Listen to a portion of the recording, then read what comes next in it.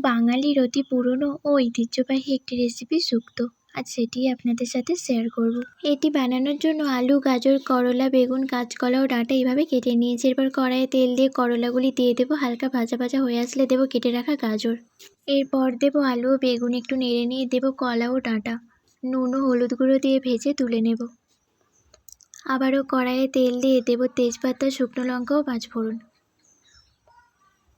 ফোড়নের একটা মিষ্টি গন্ধ ছেড়ে আসলে আগে থেকে ভেজে রাখা সবজিগুলি দিয়ে দেব। এরপর দেব আদা বাটা।